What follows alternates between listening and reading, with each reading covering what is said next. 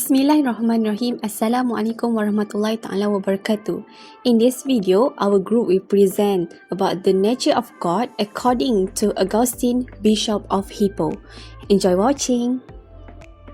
My name is IZZATI binti Muhammad NORSHAM 1172160.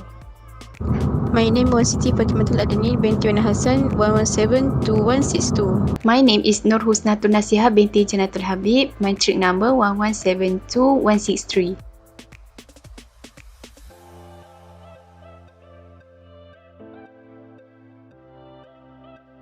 Okay, for the introduction, the study deal with the St. Augustine's opinion of God's existence because the viewpoint of each philosopher are different. So we want to peel one by one on this topic out of this study.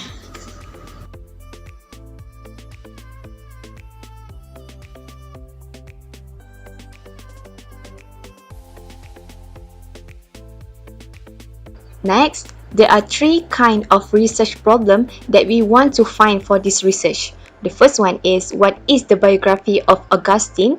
Second one is, what are the views Augustine about the existence of God? And the last one is, what are the methodology of Augustine to prove the existence of God?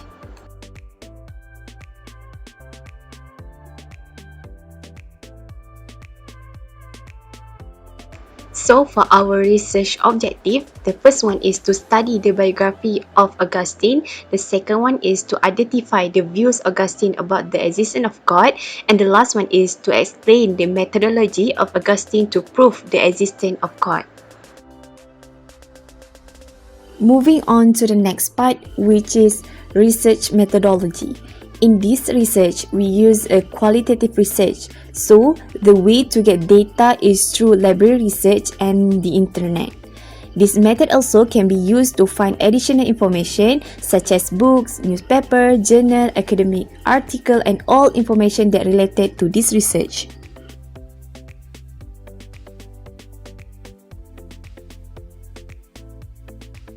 Okay, for the biography, St. Augustine, also called Saint Augustine of Hippo, original Latin name Aurelius Augustinus, born November 13 and died August 28. One of the Latin fathers of the church and perhaps the most significant Christian thinker after St. Paul. Augustine's adaptation of classical to Christian teaching create a theological system of great power and lasting influence.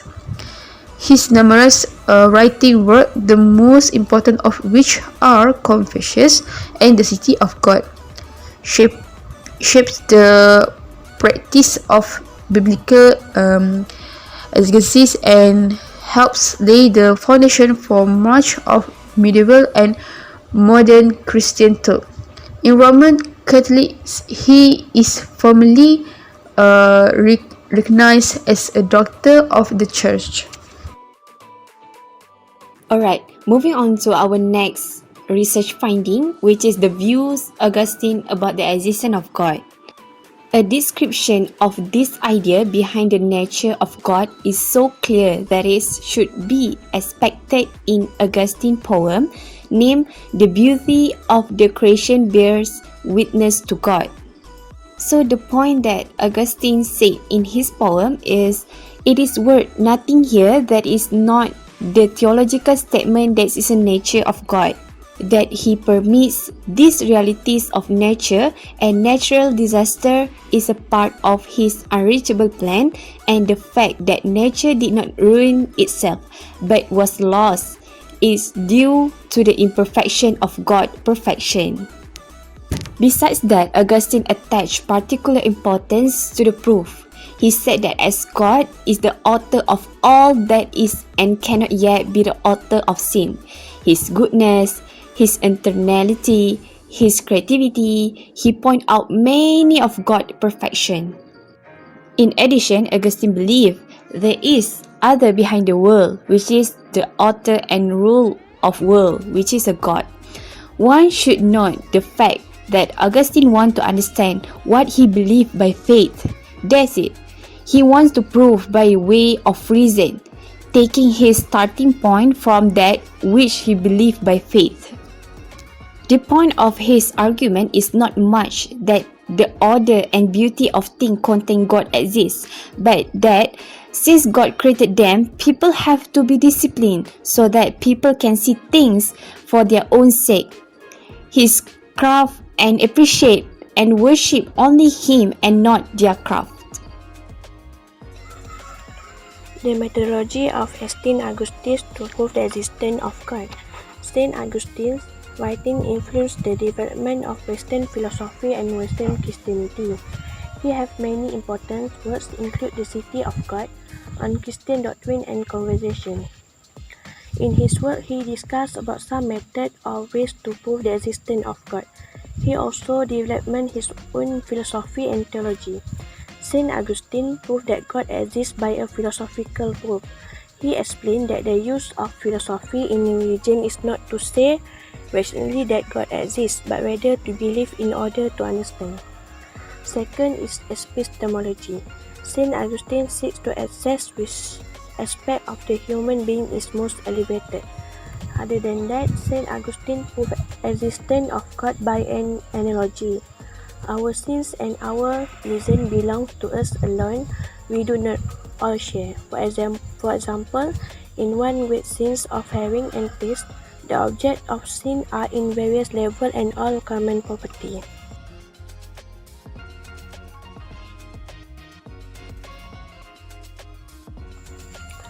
For the conclusion, Saint Augustine was the writer, philosopher, and theologian of the early church. He was one of the first ancient Latin writers of Christianity with a good views of theological anthropology. As Saint Augustine's views about the existence of God, he firmly answered the pagan claims that the Christian faith was not only superstitious but also inhuman. For Augustine, the presence of God was not something that had to be arguments and not something that needed to be proven. The fact is that Augustine wanted to understand what he believed by faith. He used philosophical. He explained that the use of philosophy in religion is not to prove rationally that God exists, but rather to believe in order to understand.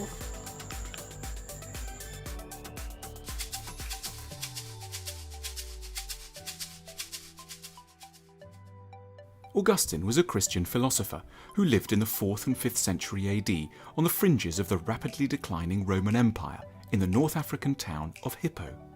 He served as bishop for 35 years, proving popular and inspirational to his largely uneducated and poor congregation. In his last days, a Germanic tribe known as the Vandals burnt Hippo to the ground, destroyed the legions, made off with the town's young women, but left Augustine's cathedral and library entirely untouched out of respect for the elderly philosopher's achievements. He matters to us non-Christians today because of what he criticized about Rome, its values and its outlook, and because Rome has so many things in common with the modern West, especially the United States. The Romans believed in two things in particular. 1. Earthly happiness.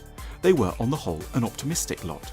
The builders of the Pont du Gard and the Colosseum had faith in technology, in the power of humans to master themselves, and in their ability to control nature and plot for their own happiness and satisfaction. Writers like Cicero and Plutarch had a degree of pride, ambition, and confidence in the future, which, with some revisions, wouldn't be out of place in modern-day Palo Alto or the pages of Wired. The Romans were keen practitioners of what we would nowadays call self-help, training their audiences to greater success and effectiveness. In their eyes, the human animal was something eminently open to being perfected. 2. A just social order. For long periods, the Romans trusted that their society was marked by justice, justitia. People of ambition and intelligence could make it to the top. The army was trusted to be meritocratic. The capacity to make money was held to reflect both practical ability and also a degree of inner virtue. Therefore, showing off one's wealth was deemed honourable and a point of pride, and fame was considered a wholly respectable ideal. Augustine disagreed furiously with both of these assumptions. In his masterpiece, The City of God, he dissected each of these 2 points, that human life could be perfected and the societies were just, in ways that continue to prove relevant to us today. It was Augustine who came up with the idea of original sin.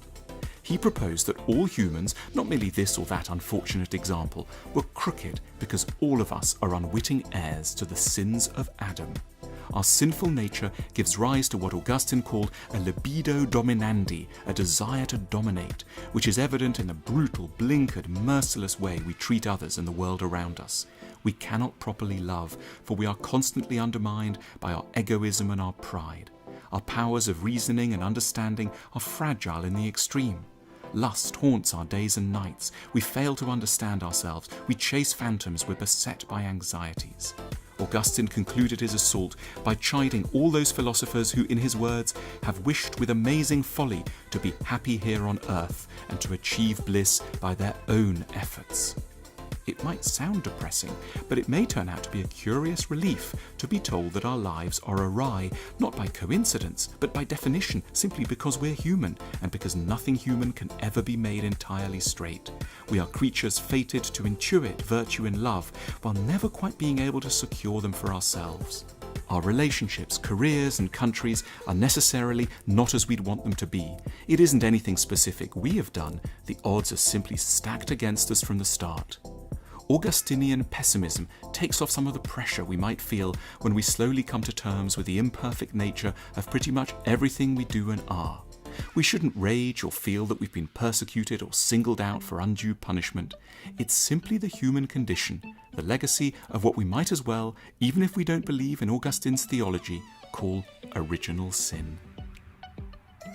Romans had, in their most ambitious moments, thought themselves to be running a meritocracy, a society where those who got to the top were deemed to have done so on the back of their own virtues. After the Emperor Constantine's conversion to Christianity, the philosopher Eusebius even proposed that earthly power was God's instrument for establishing Christianity on earth, so that the powerful in Rome were now not just privileged, but also blessed and righteous in God's eyes. What arrogant, boastful and cruel claims, responded Augustine. There never was nor ever could be justice in Rome, or indeed anywhere else on earth. God didn't give good people wealth and power, and nor did he necessarily condemn those who lacked them. Augustine distinguished between what he called 2 cities, the city of men and the city of God. The latter was an ideal of the future, a heavenly paradise where the good would finally dominate, where power would be properly allied to justice, and where virtue would reign. But men could never build such a city alone, and should never believe themselves capable of doing so.